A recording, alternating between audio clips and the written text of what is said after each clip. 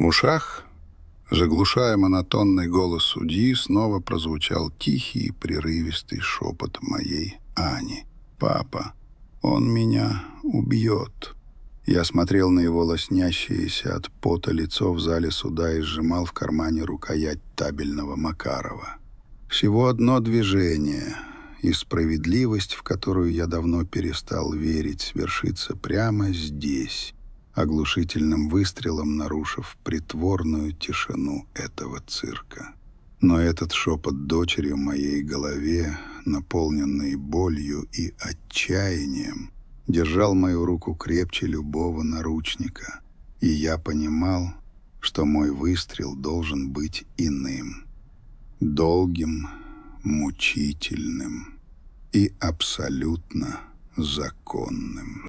Меня зовут Алексей Петрович Любомиров.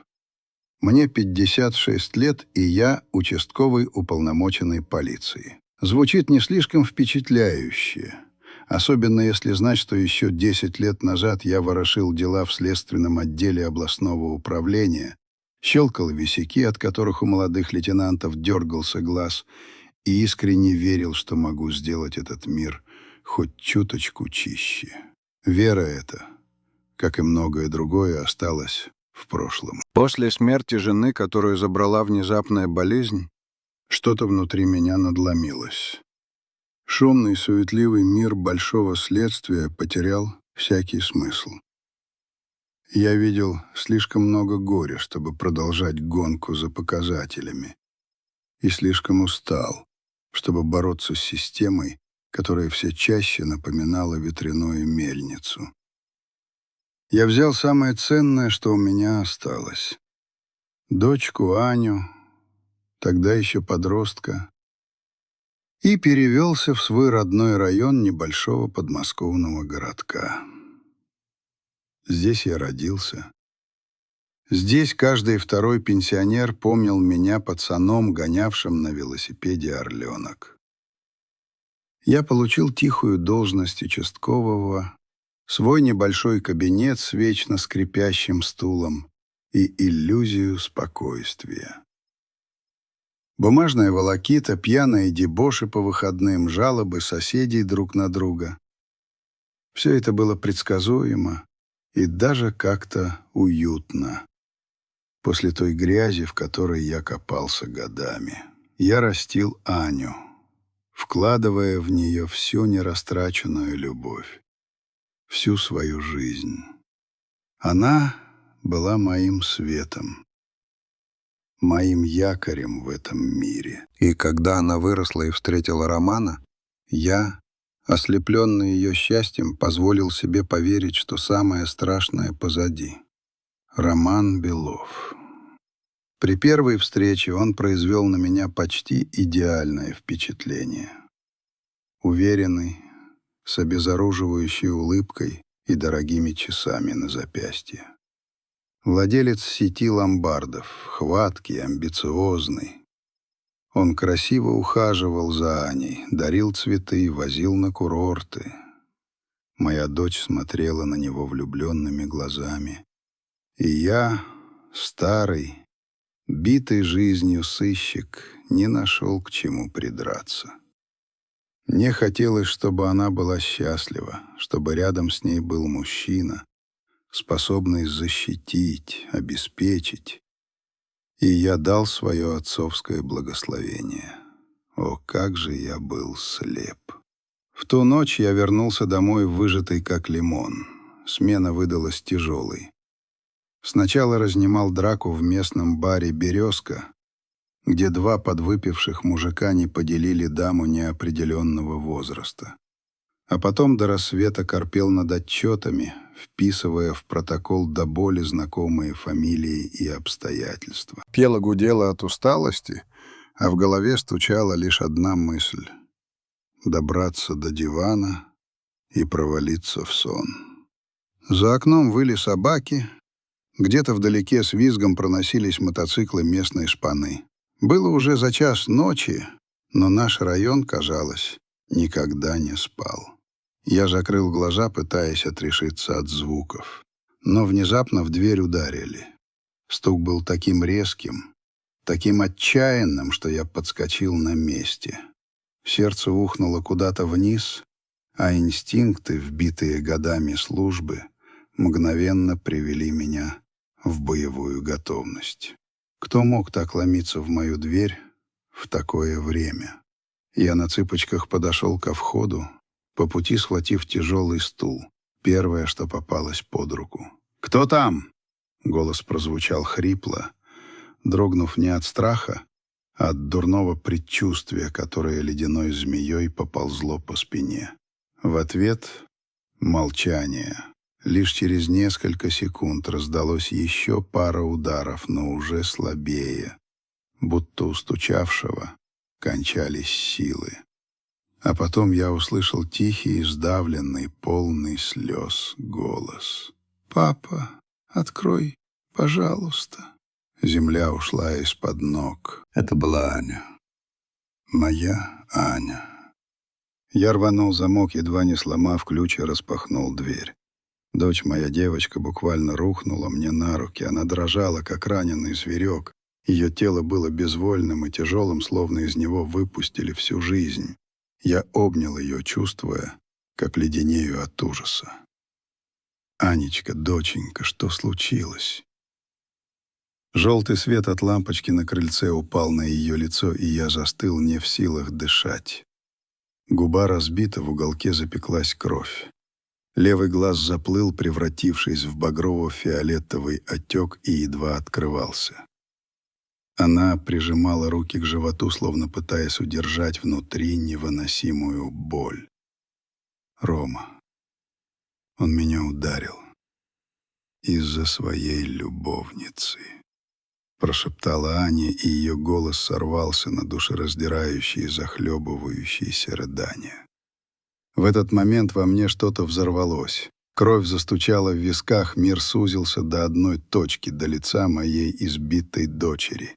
Ярость, первобытная отцовская ярость поднялась из самых глубин души, но я заставил себя остаться спокойным. Сейчас я был ей нужен не как мститель, а как отец. Я завел ее в дом, уложил на диван и бросился на кухню за аптечкой и мокрым полотенцем. «Тихо, доченька, не двигайся. Дай-ка я посмотрю», — говорил я. А внутри все клокотало от бессильной злобы. Я осторожно протер кровь с ее губы. Но рана была глубокая, и кровь продолжала сочиться, словно это мое собственное сердце кровоточило. Аня продолжала сжимать живот. Я аккуратно убрал ее тонкие дрожащие руки и приподнял блузку. Боже мой! Я чуть не выронил полотенце. Огромный черно-фиолетовый кровоподтек расплылся по ее животу. Было ясно. Это не один удар. Ее били жестоко, с ненавистью. Дыхание перехватило, будто эти удары нанесли мне. «Аня, это он? Это Роман?» — спросил я, мой голос дрожал от с трудом сдерживаемой ярости. Она не ответила. Лишь ее плечи затряслись в беззвучных рыданиях. Не раздумывая ни секунды, я схватил телефон и набрал номер, который знал наизусть. «Фирсов, готовь приемное, я везу дочь».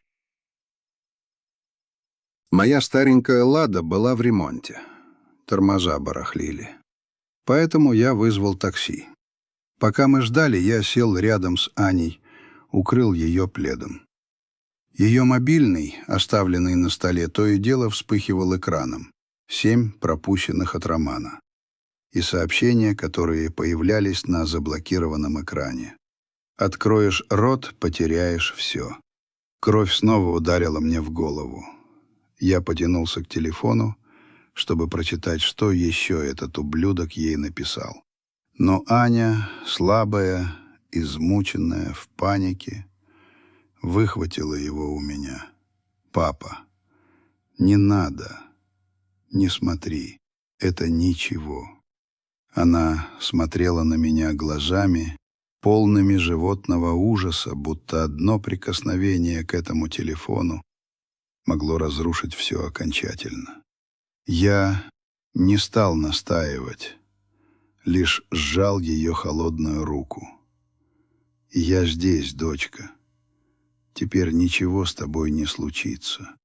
Но внутри я понимал, все уже случилось. И это зашло слишком далеко. Когда приехало такси, я помог Ане сесть в машину. Всю дорогу до больницы она сидела сгорбившись, положив голову мне на плечо, и повторяла одно и то же. «Прости, папа. Я не хотела тебя беспокоить. Но я больше не могла терпеть. Пришлось бежать к тебе». Каждое ее слово было как удар ножом в сердце. Я ее отец. Я клялся защищать ее всю жизнь. А теперь она, разбитая и униженная, вынуждена была искать у меня убежище посреди ночи, спасаясь от человека, которому я когда-то доверил ее судьбу. Холодный белый свет неоновой вывески «Травмпункт» выхватил нас из темноты. Я помог Ане выбраться из машины. Она едва держалась на ногах. Я крепче сжал ее руку, пытаясь скрыть, как бешено колотится мое собственное сердце. На пороге нас уже ждал дежурный врач, Семен Фирсов, мой старый знакомый. Он бросил один взгляд на Аню, потом на меня, и его лицо стало каменным. Без лишних слов он жестом указал медсестре, и мою дочь повели в смотровую. Я пошел следом, чувствуя, как ноги наливаются свинцом. Когда медсестра сняла с Ани легкую кофточку, я едва сдержал стон. Помимо лица, ее плечи и запястья были покрыты уродливыми синяками, багровыми и лиловыми, немыми свидетелями жестокости. Я стоял, вцепившись в край стола, чтобы не сорваться. «Что же он с тобой сделал, урод?» — пронеслось в голове. Фирсов тщательно осматривал каждое повреждение. Его лицо становилось все мрачнее. «Нужно сделать рентген, исключить переломы ребер», — сказал он своим низким, ровным голосом. Я молча кивнул, не сводя глаз с Ани. Она лежала с закрытыми глазами, словно пытаясь сбежать от этой унизительной реальности. Пока я ждал результатов, я спустился в регистратуру, чтобы оформить документы. Мой телефон завибрировал. Неизвестный номер. Но я знал, кто это. После всего, что случилось, в такое время мог звонить только он. Роман. Ярость обожгла меня. Я сбросил вызов, даже не ответив. Он не заслуживал моего голоса. Не после того, что сделал. Вернувшись в палату, я увидел, что Аня уснула. Забылась от усталости и боли. Я поправил на ней одеяло. Мои руки все еще дрожали. Глядя на ее лицо, я вспоминал ту веселую, смешливую девочку, которая бегала за мной по двору с криком «Папа, смотри!». Теперь на ее лице были раны и страх. Я сел у кровати, и чувство вины тяжелым камнем легло на сердце. Я, ее отец, не уберег, доверил ее монстру. Но вместе с болью во мне разгоралось другое чувство. Холодная, стальная решимость.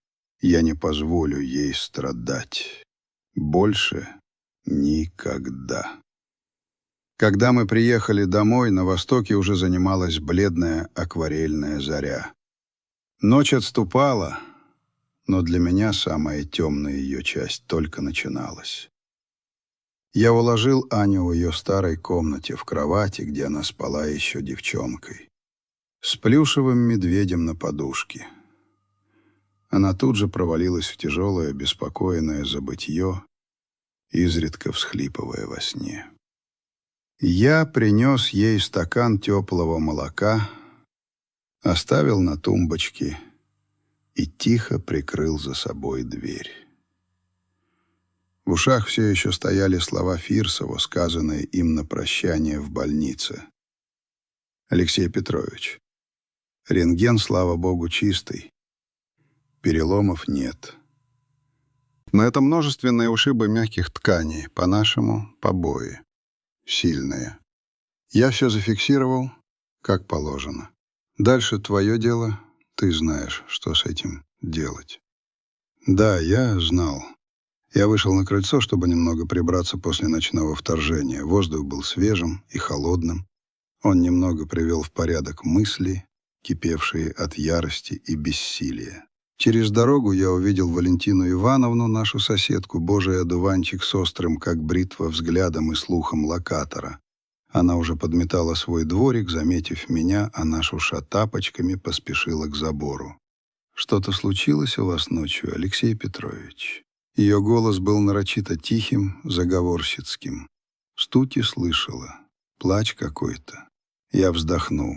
Скрывать что-либо от Валентины Ивановны было бесполезно. Да я и не собирался.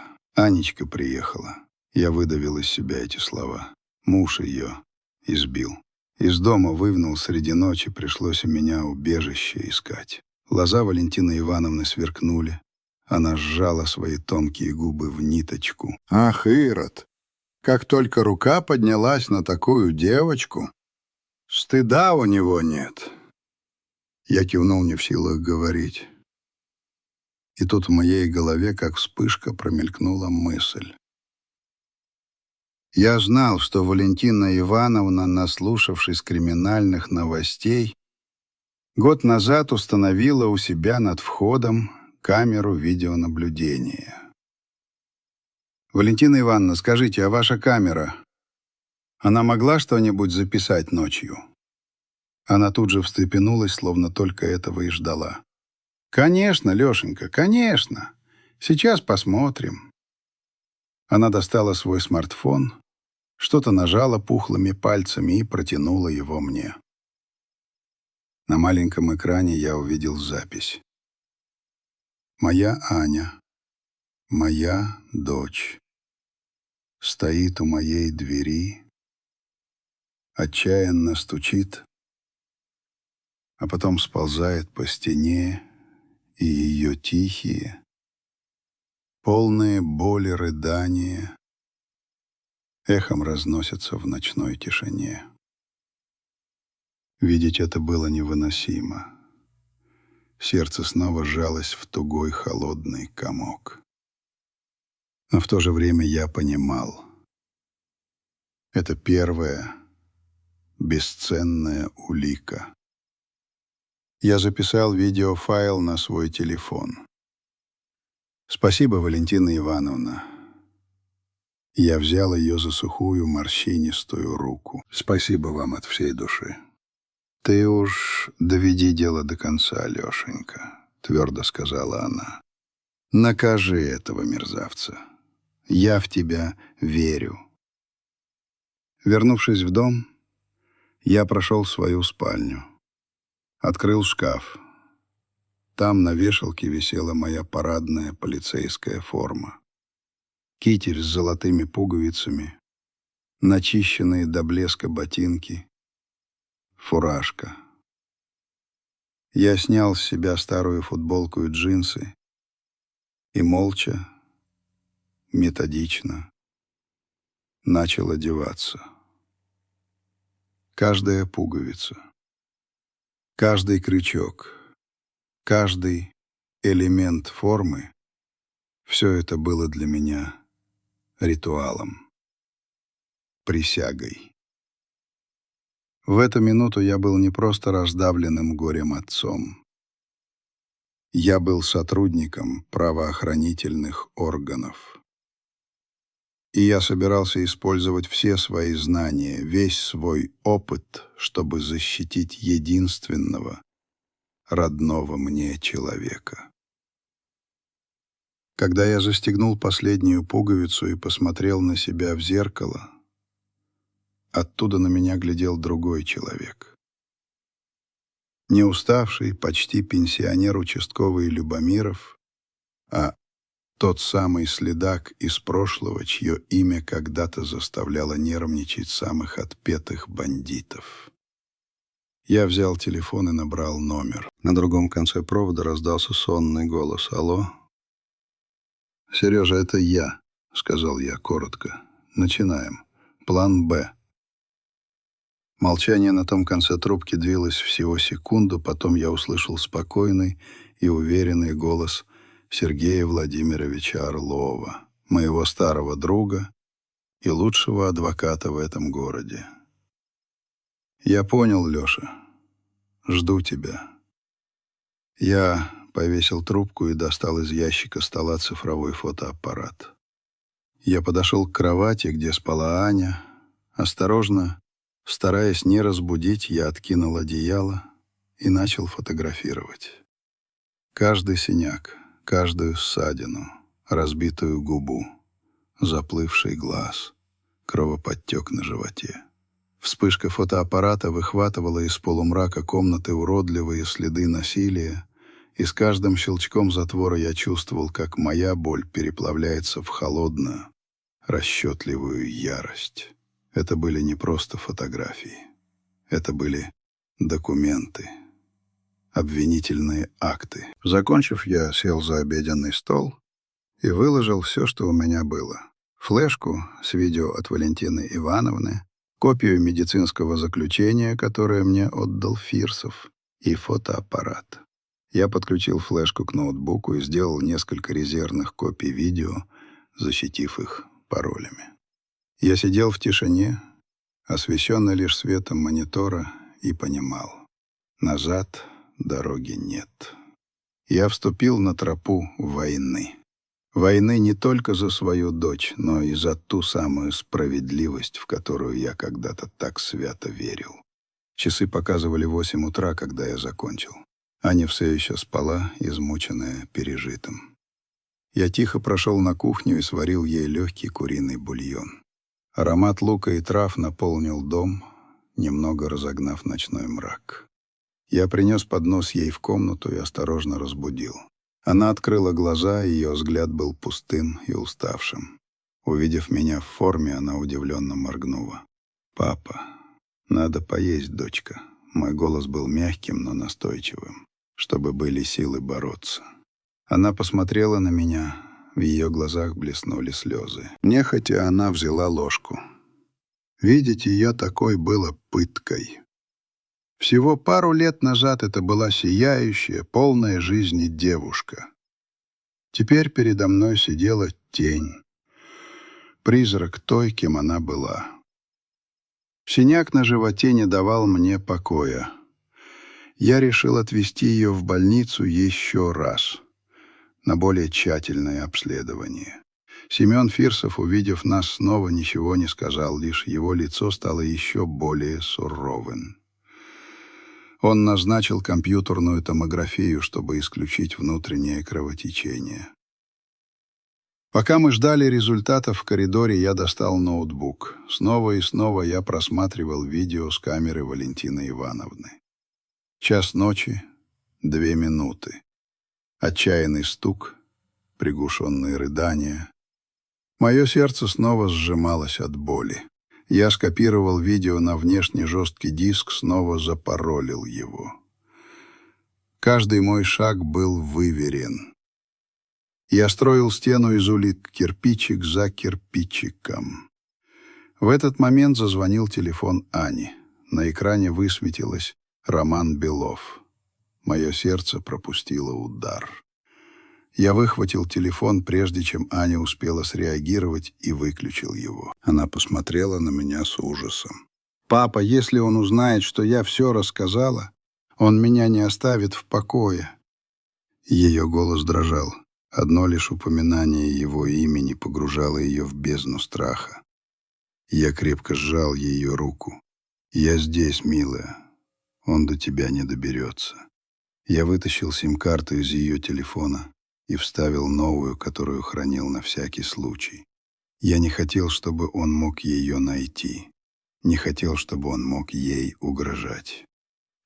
Результаты томографии, к счастью, подтвердили, что внутреннего кровотечения нет. но облегчение было мимолетным. Раны на теле заживут. Раны в душе — это совсем другое. Вернувшись домой, я позвонил Сергею. У меня медицинские документы и видео с камеры соседей. Он назначил встречу у себя в офисе после обеда. Тем временем к нам зашла Валентина Ивановна. Она принесла кастрюльку горячего бульона. «Это Анечке, чтобы силы набиралось», — сказала она своим теплым голосом.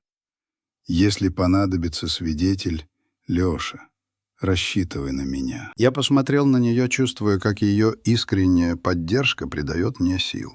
Днем Аня пыталась уснуть, но то и дело просыпалась от кошмаров. В полубреду она что-то бормотала. Роман толкнул меня, а Диана... Она стояла в углу и насмехалась. Кровь бросилась мне в лицо. «Кто такая Диана?» — спросил я. Мой голос дрожал от ярости. Слабым голосом Аня рассказала, что Диана — это любовница Романа, что она несколько раз приходила к ним в дом, вела себя как хозяйка, провоцировала Романа, чтобы тот срывал злость на жене. Ее рассказ был как нож в сердце. Я делил с этим человеком хлеб. Я считал его порядочным мужем для своей дочери, а он не просто изменял ей, он позволял другой женщине унижать ее в ее собственном доме. Сидя у ее кровати, я снова достал свой телефон и сделал несколько крупных планов синяков на запястьях Ани, захватив в кадр часы, чтобы зафиксировать точное время. Каждая фотография была не просто уликой. Это было напоминание о том, что я должен сделать. После обеда я повез Аню в офис к Сергею. Я выложил перед ним на стол все, что собрал. Фотографии, медицинские отчеты, флешку с видео. Сергей внимательно все изучил, постукивая пальцами по столу. «Это очень прочная основа, Леша», — сказал он наконец. «Теперь нам нужно доказать факт публичного адюльтера, и тогда ему некуда будет бежать». Я сжал ручку своего портфеля. Я больше не был просто скорбящим отцом. Я был полицейским. И я собирался использовать все, что у меня есть, чтобы заставить Романа заплатить. В ту ночь я не повез Аню к себе. Мой дом, моя крепость, внезапно перестал быть безопасным местом. Я не хотел, чтобы она находилась там, где Роман мог ее найти. Вместо этого я оставил ее у Валентины Ивановны. Старушка приняла ее как родную, заперла все замки и пообещала держать ухо востро. Я вернулся домой один, с тяжелым сердцем. Снял парадный китель, снова надел потертые джинсы и старую куртку, стараясь выглядеть как обычный мужик предпенсионного возраста, а не как полицейский, вышедший на охоту. Я достал из ящика стола цифровой фотоаппарат, проверил заряд батареи и карту памяти и сел в свою старенькую «Ладу». Каждый оборот колес по ночному асфальту отдавался в моей голове гулким эхом, напоминая, что я вступаю в войну не только за Аню, но и за ту самую справедливость, которую я когда-то поклялся защищать. Я припарковался в темном переулке недалеко от бара «Арка», место, о котором вскользь упомянула Аня. Неоновая вывеска бросала на мокрую от ночного дождя улицу хищные красные отблески. Я сидел в машине, сгорбившись, сжимая в руках фотоаппарат. Ждал. Около 8 вечера появился серебристый внедорожник Романа. Его фары хищно прочертили темноту переулка. Мое сердце забилось чаще. Но я заставил себя остаться спокойным. Включил камеру. Готов. Через несколько минут Из-за угла вышла женщина. Облегающее красное платье, ярко накрашенные губы, сигарета в руке. Она двигалась с вызывающей, почти хищной уверенностью. Я узнал ее сразу. Диана Савельева. Та самая, о которой говорила Аня. Любовница Романа.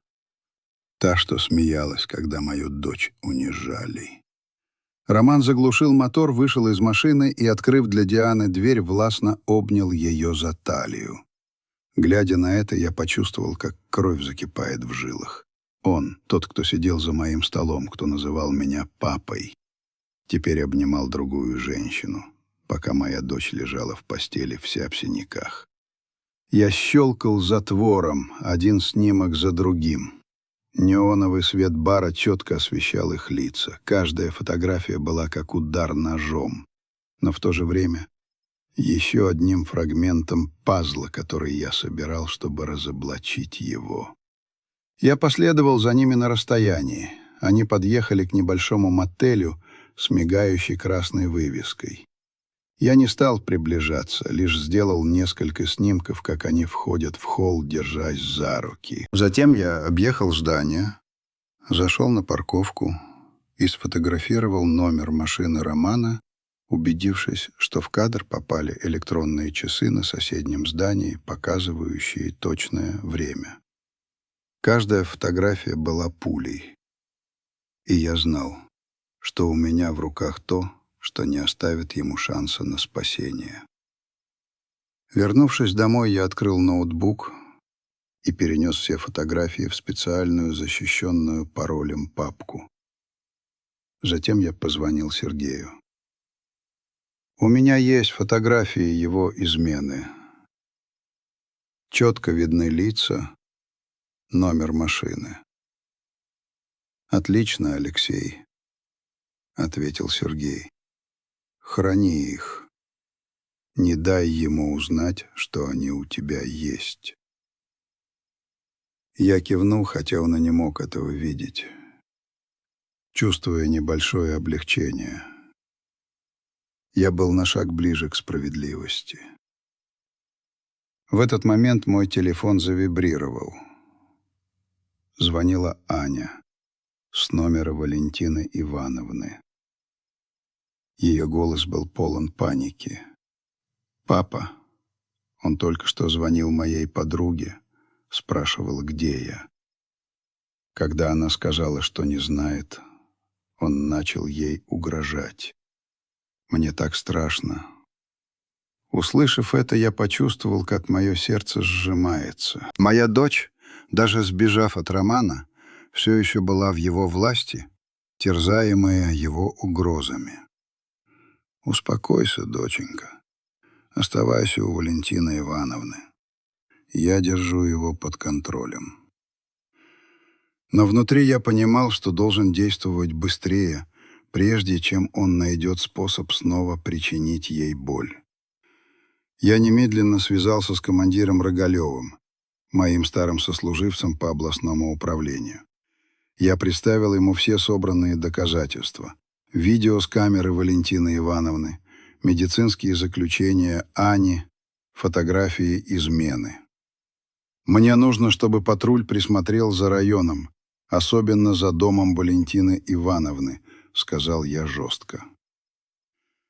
Рогалев согласился без колебаний, но предупредил. «Алексей, то, что ты делаешь, очень опасно. Но если у тебя достаточно улик, я уверен, ты победишь». Я поблагодарил его и оставил ему копию фотографии измены на случай, если со мной что-то случится. В ту ночь я не сомкнул глаз. Я сидел за обеденным столом, раскладывая все данные по файлам, доказательства побоев, видео с камеры, фотографии измены. Каждый файл был как обвинительный акт. Еще один шаг к тому, чтобы вывести Романа на чистую воду. Но в моем сердце не утихала боль. Когда-то я считал его сыном. Я верил, что он будет защищать Аню, а теперь он не только предал ее, но и посмел поднять на нее руку, угрожать ей, и все это ради другой женщины. Эта боль, как глубокий порез, мучила меня каждый раз, когда я думал о синяках на теле моей дочери. На следующее утро я отвез Аню к Анне Курочкиной, психологу, которую порекомендовал Сергей. Ане нужна была помощь, чтобы справиться с травмой, полученной за годы абьюза. Я остался ждать в коридоре с тяжелым сердцем. Видеть, как моя дочь, медленно, ссутулившись, входит в кабинет, было для меня как камень на шее. Я, считавший себя сильным отцом, крутым полицейским, не смог защитить ее от человека, которому доверял. Эта боль, как глубокий порез, мучила меня каждый раз, когда я вспоминал избитое лицо Ани. Пока я сидел там, мой телефон завибрировал. Звонил Романенко, глава местного отделения Росреестра, с которым я сталкивался по некоторым делам. Его голос звучал серьезно и немного торопливо. «Алексей Петрович, не очень удобно говорить по телефону, но я только что видел вашу фамилию и фамилию вашей дочери в деле о передаче земли. Что-то странное. Если у вас есть время, вам стоит зайти». Я нахмурился, не понимая, о чем он. Мы с Аней не занимались никакими бумагами по передаче земли. Но дурное предчувствие заставило меня немедленно встать. Я сказал Анне, что вернусь за ней позже. Когда я приехал в Росреестр, Романенко жестом пригласил меня в свой кабинет. Он открыл папку, нахмурившись. «Здесь что-то странное. Этот участок был передан некой Диане Савельевой на прошлой неделе. Но поскольку вы мне не позвонили для подтверждения, мне это показалось подозрительным». Я замер. Кровь отхлынула от моего лица. «Этого не может быть», — выдохнул я. «Мы с Аней ничего не подписывали». Романенко покачал головой и протянул мне папку. «Подписи здесь, с вашей фамилией и фамилией вашей дочери. И сделка уже зарегистрирована». Я взял бумагу и увидел корявые подписи, которые ничуть не походили на наши. Я тут же спросил, кто принес эти документы. Сотрудник сказал, что это был ваш зять, Роман. Тихо ответил Романенко. Он сказал, что вы попросили его заняться этим, потому что были заняты. Услышав это, я почувствовал, как кровь закипает в жилах. Роман не только избил Аню, не только изменил ей, но и посмел подделать наши подписи, чтобы украсть землю, наследство моего отца, то, что моя семья берегла годами. Я попытался сохранить спокойствие и попросил у Романенко ксерокопию дела. Он вздохнул. Кто-то из наших наверняка помог ему с бумагами. Перед тем, как я ушел, он прошептал: «Алексей, это опасно. Будьте осторожны, чтобы никто в управлении не узнал, что это я вам сказал». Я кивнул, поблагодарил его и пообещал не предавать. Но внутри я чувствовал, что иду по минному полю. Роман был не просто жестоким человеком. Он был манипулятором, готовым на все ради своей выгоды. Вечером я забрал Аню с терапии. Она выглядела уставшей, но в ее взгляде уже не было паники. Я повез ее прямо в офис к Сергею с ксерокопией поддельных документов. Сергей внимательно изучил их, постукивая пальцами по столу, и твердо сказал: «Это последний гвоздь в его гроб. Теперь у нас есть и доказательства мошенничества.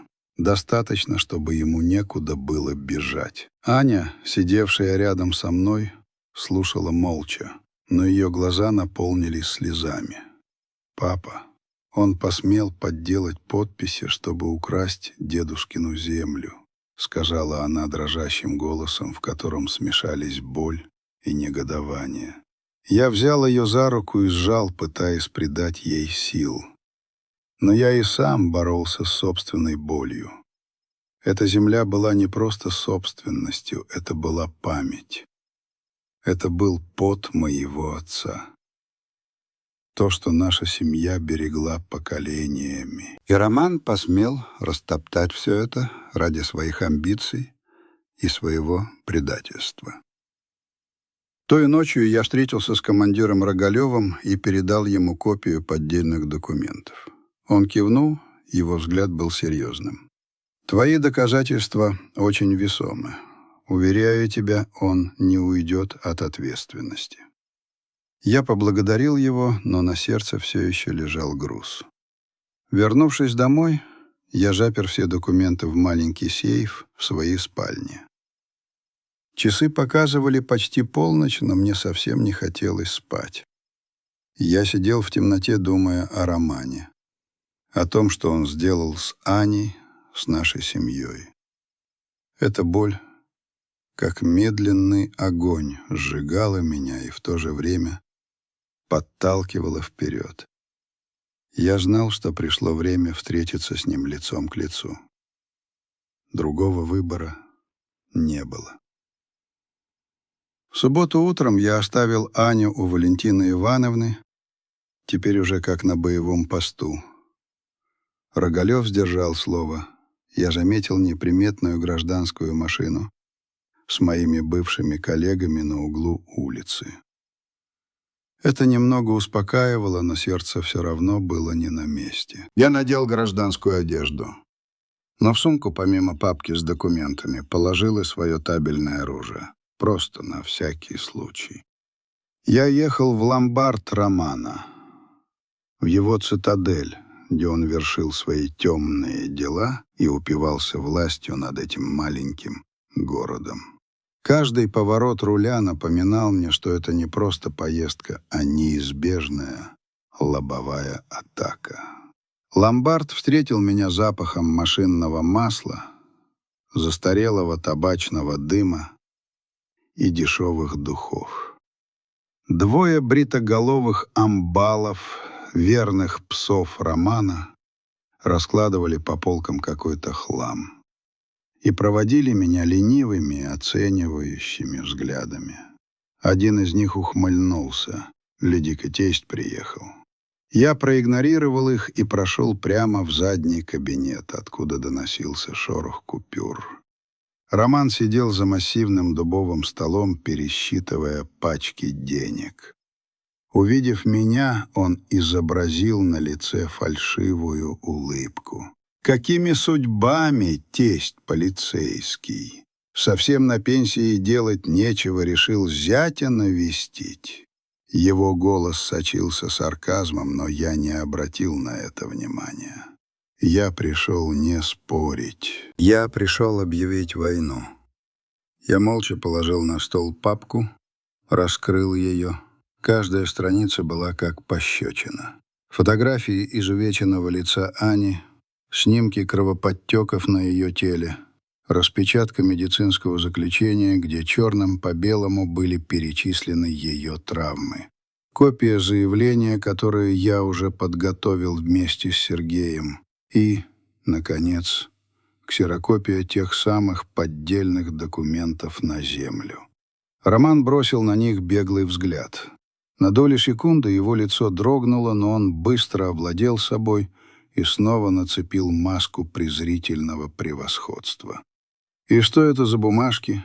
У меня адвокаты получше твоих». Я посмотрел ему прямо в глаза. Мой голос был холодным, как сталь. «Я пришел не спорить с тобой. Если хочешь выяснить, кто прав, увидимся в суде». Он вскочил, его лицо побагровело. «Да кто меня тронет? Кто в этом городе пойдет против меня?» Я не дрогнул. Я смотрел в его наглые, самодовольные глаза. «Я. Не думай, что все тебя боятся». Те двое амбалов у входа дернулись было в мою сторону, но я, не отводя взгляда от Романа, медленно расстегнул куртку, демонстрируя кобуру с пистолетом и полицейский жетон на поясе. Они замерли на полпути, их взгляды забегали. Роман побагровел еще сильнее, ударил кулаком по столу так, что пачки денег подпрыгнули. «Твоя дочь слабачка. Она заслужила, чтобы ее проучили, и не думай, что этот значок тебя всегда будет спасать. Услышав это, я почувствовал, как внутри меня все закипает. Он посмел сказать, что Аня, моя дочь, которую я любил больше жизни, заслужила, чтобы ее проучили. Он посмел оправдать синяки, боль, ту страшную ночь, когда она, спасаясь, бежала ко мне. Мне захотелось закричать, броситься на него, вцепиться ему в глотку. Но я сдержался, я не ответил. Молча собрал документы в папку, положил в сумку и повернулся, чтобы уйти. Перед тем, как выйти, я обернулся и твердо сказал: «Чтобы ты знал, с этого момента правила игры изменились, не ты будешь кого-то учить. Тебя будет учить закон. Если ты выйдешь за эту дверь, ты перестанешь быть моим тестем», — крикнул мне в спину Роман. «И не жалуйся потом, если я стану жестким». Я остановился, посмотрел на него в последний раз, без тени страха. «Можешь считать, что с этой минуты ты больше не муж моей дочери». Я вышел на улицу. Ветер поднимал пыль с грунтовой дороги. Я сел в машину и тут же набрал Сергея. «Пора подавать иск». «Хорошо», — ответил Сергей. Его голос был спокойным, но осторожным. «Готовься. Он будет контратаковать всем, что у него есть». Я кивнул, хотя он и не мог этого видеть. Мое сердце было холодным, как сталь. Я знал, что эта война не будет легкой. Но я был готов. Через несколько дней после моей встречи с Романом по городу поползли слухи. Они распространялись, как лесной пожар. Утром я пошел на рынок за овощами, пытаясь вести себя как обычно, но шепот преследовал меня. Две женщины у прилавка перешептывались. Эта Анька, наверное, все выдумала. Говорят, она мужу много перечила, вот он ее и проучил. Я прошел мимо, и они замолчали. Но их взгляды впились мне в спину, будто это я был причиной всех бед. В соседнем кафе пожилой мужчина, потягивая кофе, качал головой. Любомиров теперь своим значком пользуется, чтобы зятя прижать. Слышать это было как удар ножом в спину. Эти люди, которые каждое утро здоровались со мной, которые улыбались Ане, когда она была ребенком, теперь так легко верили лжи Романа. Я опустил голову и ускорил шаг, стараясь, чтобы они не увидели, как на глаза наворачиваются слезы. В полдень мне позвонил Сергей и вызвал к себе в офис. Он положил передо мной стопку бумаг. Его голос был серьезным. Роман только что нанял Гектора Валиева, адвоката из Москвы. Он подал встречный иск.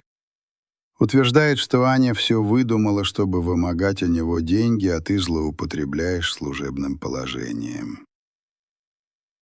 Я взял иск. Увидел подпись Валиева, сделанную синими чернилами. Еще свежую. Слова на бумаге были как прямые обвинения против меня и Ани, будто это мы были злодеями, пытавшимися разрушить жизнь Романа. Аня, сидевшая рядом со мной, побледнела. «Папа, он хочет выставить меня лгуньей», — прошептала она дрожащим голосом. Глядя на нее, я почувствовал, как сжимается мое сердце. Моя милая дочь теперь должна была терпеть не только синяки на теле, но и клевету человека, которого она когда-то любила.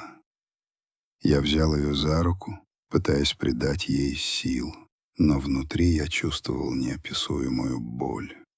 Я думал, что этот город, где я родился и вырос, будет на нашей стороне, но теперь казалось, что весь мир ополчился против нас.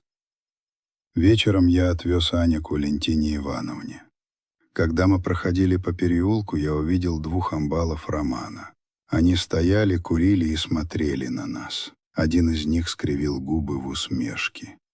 «Осторожнее. Люди здесь больше верят Роману, чем вам». Я не ответил, просто крепче сжал руку Ани и завел ее в дом. Но эти слова были как камни, брошенные мне в сердце.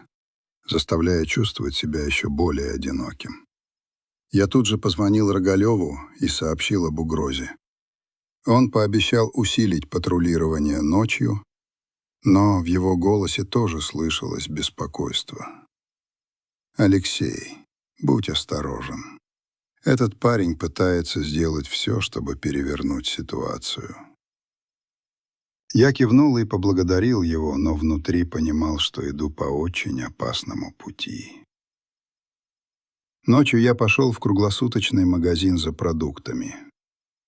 Владелец, мой давний знакомый, отвел меня в угол и прошептал: «Алексей, будь осторожен. Все вокруг говорят, что ты все выдумал, чтобы отобрать землю у зятя».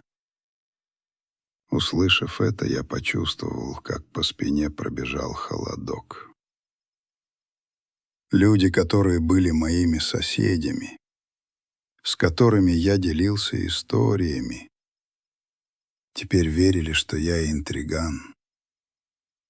Я поблагодарил его, попытался улыбнуться, но, выйдя из магазина, почувствовал, что мир рушится. Вернувшись домой, я нашел под дверью конверт без марки. Внутри записка, написанная корявым почерком: «Заткнись, или потеряешь дочь». Я взял бумагу. Мои руки дрожали, но не от страха. Я был в ярости. В ярости от того, что Роман посмел угрожать моей дочери. В ярости от того, что люди вокруг так легко поддавались манипуляциям. Я аккуратно положил записку в папку с уликами, зная, что это будет еще одна деталь, чтобы разоблачить его. Поздно ночью у меня была экстренная встреча с Сергеем в его офисе. Он увидел записку с угрозой и слегка кивнул. Хорошо.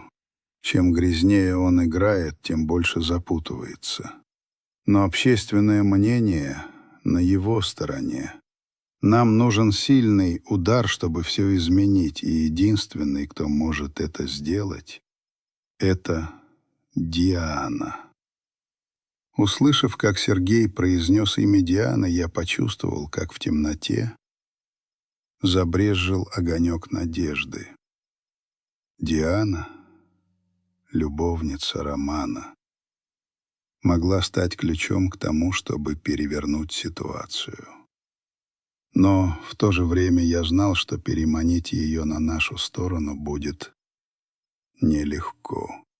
Я стоял в тусклом свете офиса, думая об Ане, о синяках на ее теле, о лжи, которая душила нас. Эта боль, как медленный огонь, сжигала меня и в то же время подталкивала вперед. Я не собирался позволить Роману победить. Я не собирался позволить его лжи скрыть правду. На следующий день после провалившегося объявления войны в Ломбарде я выяснил, что Диана, любовница Романа, часто бывает в небольшом полуподвальном баре на улице Гидростроителей. Старое, пропахшее пивом и тоской заведение на окраине города.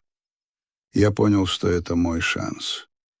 Шанс изменить ход игры, перевернуть шахматную доску, на которой Роман, как ему казалось, уже поставил мне мат. Я надел мешковатую куртку и натянул на глаза кепку, стараясь выглядеть незаметно. Когда я вошел внутрь, в уши ударила заунывная попса 90-х. В воздухе висел густой туман из сигаретного дыма, смешанный с запахом перегара и дешевого пива. Я выбрал столик в самом темном углу и сел, не сводя глаз с двери. Я не хотел, чтобы кто-то из людей Романа заметил меня раньше, чем я смогу поговорить с Дианой. Около 10 вечера она появилась. Короткое обтягивающее платье, вызывающее красные губы и коктейль в руке. Она двигалась с уверенностью, которая казалась напускной, отчаянной. Я смотрел на нее и чувствовал смесь гнева и жалости. Эта женщина приложила руку к страданиям моей дочери, но в то же время я понимал, что она всего лишь пешка в игре Романа. Я глубоко вздохнул, поднялся и сел за ее столик. Диана вскинула бровь, ее голос был вызывающим. «А вы кто такой?» Я не ответил сразу. Просто молча положил на стол конверт. Внутри была копия поддельных документов на землю, которые Роман состряпал, а также банковская выписка на имя Дианы, полная накопившихся долгов, и с пометкой о риске взыскания имущества. Я посмотрел ей в глаза и жестко сказал: «Я тесть Романа. Если останешься на его стороне, пойдешь на дно вместе с ним. Но если будешь сотрудничать, спасешь себя». Диана разразилась насмешливым смехом. Но он тут же застыл на ее лице, как только она открыла конверт и увидела бумаги. Она побледнела. Ее взгляд забегал, когда она увидела поддельную подпись на дарственные и красные цифры своих долгов. И я продолжал холодным, но твердым голосом. «Командир полиции уже все знает. Как только начнется суд, тебя вызовут для дачи показаний по делу о мошенничестве. И ты можешь получить серьезный срок. Ты этого хочешь?» Диана долго молчала. Рука, державшая коктейль, дрожала. Она залпом осушила бокал, словно пытаясь придать себе смелости, а затем сказала дрожащим голосом: «Роман обещал мне, что отдаст часть земли. Он сказал, что все будет хорошо, что у меня будет все. Но теперь я понимаю, что он меня просто использовал». Слушая ее, я почувствовал укол жалости. Диана, хоть и заблудшая, была еще одной жертвой манипуляции Романа. Но я не позволил эмоциям взять верх. Я пристально посмотрел на нее. «У тебя есть последний шанс выйти из этого чистой. Скажешь правду на суде. Я учту это». В этот момент дверь бара распахнулась, и вошли двое амбалов Романа. Они огляделись, и их взгляды остановились на мне, сидящем с Дианой. Они направились к нам с недружелюбными лицами. Не колеблясь, я достал из кармана свое полицейское удостоверение и положил его на стол. «Хотите что-то попробовать? Вперед!» Тусклый свет заведения блеснул на жетоне, и парни замерли, медленно пятясь к двери, и их глаза все еще были полны ненависти. Диана тяжело дышала, бледная как полотно, цепляясь за край стола. Я посмотрел на нее и сказал серьезным, но решительным голосом: «Видишь, Роман не сможет тебя защитить. Он только утянет тебя на дно вместе с собой». Диана прикусила губу, в ее глазах боролись страх и решимость. Наконец она кивнула. «Хорошо, я буду давать показания, но вы должны пообещать, что я буду в безопасности». Я не стал давать громких обещаний, просто кивнул. «Если поступишь правильно, я сделаю все, что в моих силах». Я тут же позвонил Рогалеву, обрисовал ситуацию и попросил его найти безопасную квартиру на окраине города, где можно было бы спрятать Диану. Покидая бар, я шел по холодной темной улице, ветер пробирал до костей. Но внутри я чувствовал огромное облегчение. Я знал, что битва переломилась. Роман только что потерял свою самую важную фигуру. Утром в день суда я проснулся в 5, когда небо было еще темным. Я пошел на кухню и сварил легкий куриный бульон. Нежный аромат, казалось, пытался успокоить напряжение, наполнившее дом. Я принес поднос в комнату, где все еще спала Аня. Видеть ее там, с все еще припухшим лицом и сухими губами, было мучительно. Я осторожно разбудил ее, прошептав: «Поешь немного, доченька, чтобы были силы». Аня открыла глаза. Ее взгляд был уставшим, но она кивнула и медленно села.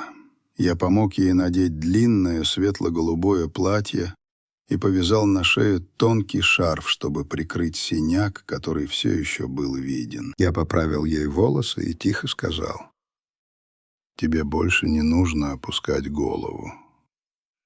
Аня посмотрела на меня. Ее глаза наполнились слезами, но она ничего не сказала. Лишь взяла меня за руку, словно это был единственный способ почувствовать себя в безопасности. У дома нас уже ждал командир Рогалев с патрульной машиной. Он поприветствовал меня кивком, его взгляд был серьезным, но теплым. «Я организовал сопровождение, Алексей. Сегодня все будет хорошо», — сказал он. Я поблагодарил его, чувствуя некоторое облегчение от того, что я не один. По дороге в суд я видел, как люди собирались на площади, перешептываясь. Некоторые смотрели на нас с любопытством, другие слегка кивали, как бы в знак поддержки, но были и те, кто качал головой с недоверием. Слухи, которые распустил Роман, все еще витали в воздухе, и я знал, что сегодняшняя битва будет не только против него, но и за то, чтобы вернуть правду. Подъехав к зданию суда, я увидел Романа. Он стоял там в безупречном костюме. Его лицо было красным, а взгляд острым, как нож. Рядом с ним его адвокат Валиев казался спокойным, но я знал, что он напряжен. Диана тоже была там, стояла в стороне от Романа, скрестив руки на груди, и ее взгляд был отстраненным. Увидев ее, я вспомнил ту ночь в баре, когда я убедил ее перейти на нашу сторону и почувствовал искру надежды. Но я знал, что сегодня будет нелегко. Я взял Аню за руку и повел ее в зал суда. Внутри было полно народу. Старые деревянные скамьи скрипели, когда люди рассаживались. Я увидел Валентину Ивановну в заднем ряду. Она ободряюще кивнула мне, словно говоря, что всегда будет на нашей стороне. Вошел судья Артур Сергеевич Цветков, и весь зал встал. Воздух стал плотным. Единственным звуком было жужжание потолочного вентилятора, похожее на биение сердца комнаты. Адвокат Сергей начал. Его голос был глубоким и уверенным. Он изложил дело. Каждое доказательство было представлено суду. Фотографии травм Ани. Отчет доктора Фирсова с подробным описанием повреждений. Видео с камеры Валентины Ивановны, зафиксировавшее крики Ани ранним утром. И копия поддельных документов на землю, которые нам предоставил Романенко. Когда Сергей вывел на экран видео, стук Ани в дверь и ее тихие рыдания наполнили зал. Я услышал шепот среди людей. Некоторые вытирали глаза. Я посмотрел на Аню рядом со мной. Ее руки дрожали, голова была опущена.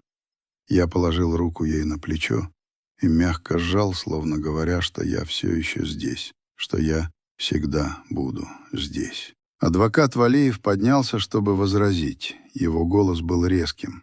«Аня все выдумала, чтобы вымогать деньги у моего клиента. Алексей Любомиров злоупотребил своим служебным положением, чтобы принудить и оклеветать». Эти слова были как кинжалы в моем сердце.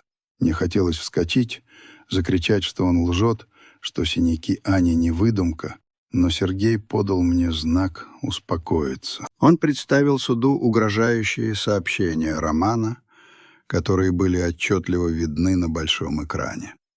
«Заткнись, если не хочешь, чтобы тебя заменили». Зал затих. Аня опустила голову. Ее руки задрожали еще сильнее, и я понял, что она вспоминает те месяцы, что жила в страхе. Я сжал ее плечо, пытаясь передать ей часть своей силы. Затем настала очередь Дианы. Она взошла на трибуну, дрожа. Ее взгляд был нерешительным. «Роман обещал отдать мне часть земли», — сказала она дрожащим, но ясным голосом. Он заставил меня принять документы на передачу, говоря, что все устроено. Но правда в том, что он подделал подпись своей жены, чтобы украсть у нее землю. Роман вскочил с криком: «Ты меня предала!» Судебные приставы были вынуждены силой усадить его, а судья Цветков строго сказал: «Порядок в зале, или я прикажу удалить вас». Диана опустила голову, но продолжала давать показания. Каждое ее слово было как молот, разбивающий ложь Романа. Глядя на нее, я почувствовал некоторое облегчение, но не мог избавиться от боли в сердце. Диана была частью страданий Ани, но теперь она выбрала сторону правды. Когда настала моя очередь, я взошел на трибуну и присягнул перед судом. Я посмотрел прямо на людей. Мой голос был твердым. Я полицейский, но сегодня я здесь как отец. Я не позволю никому, даже своему зятю, уничтожить мою дочь и насмехаться над законом. Я указал на Романа без тени страха в глазах. Этот человек не муж. Он не отец. Он просто насильник и лжец. Весь зал зашумел. Некоторые из тех, кто верил Роману, растерянно переглядывались. Я увидел взгляд Валентины Ивановны. Она кивнула, словно говоря мне, что я все сделал правильно. Наконец судья Цветков встал, чтобы зачитать приговор. Его голос был серьезным и ясным. Зал замер в ожидании. Голос судьи Цветкова, ровный и бесстрастный, разрезал напряженную тишину зала. Каждое слово отдавалось гулким эхом, вбиваясь в сознание, как гвозди. Я не дышал. Я смотрел на Аню, которая вцепилась в мою руку так, что побелели костяшки пальцев. Ее взгляд был прикован к судье. В ее глазах смешались страх и робкая, почти угасшая надежда. Рассмотрев материалы дела, заслушав показания свидетелей и сторон, суд постановил. В этот момент Роман, который до этого сидел, вжавшись в скамью, как загнанный зверь, вскинул голову. Его лицо, еще недавно лоснящееся от самодовольства, теперь было бледным и осунувшимся. Он смотрел на судью с отчаянной, безумной мольбой, все еще не веря, что его мир, построенный на лжи и насилии, рушится на его глазах. Признать Белова Романа Андреевича виновным в совершении преступлений, предусмотренных частью 2 статьи 117 Уголовного кодекса Российской Федерации «Истязание», а также частью 4 статьи 159 «Мошенничество, совершенное в особо крупном размере». По залу пронесся гул. Я услышал, как кто-то ахнул. Аня вздрогнула всем телом, и по ее щеке медленно покатилась слеза. Но это была не слеза горя.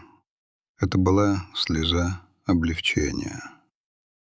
Я крепче сжал ее руку, чувствуя, как уходит напряжение, державшее меня в тисках все эти недели. Путем частичного сложения наказаний, продолжал судья, назначить Белову Роману Андреевичу окончательное наказание в виде лишения свободы на срок 8 лет с отбыванием наказания в исправительной колонии общего режима. 8 лет. Цифра прозвучала как выстрел. Роман обмяк, его плечи опустились. Его дорогой московский адвокат Валиев что-то быстро зашептал ему на ухо, но Роман, казалось, уже не слышал. Он смотрел в одну точку, его взгляд был пуст. В этот момент он, наконец, понял. Он проиграл. «Взять под стражу в зале суда», — завершил судья и ударил молотком. Двое конвоиров, до этого незаметно стоявшие у стены, подошли к Роману. Один из них положил ему руку на плечо.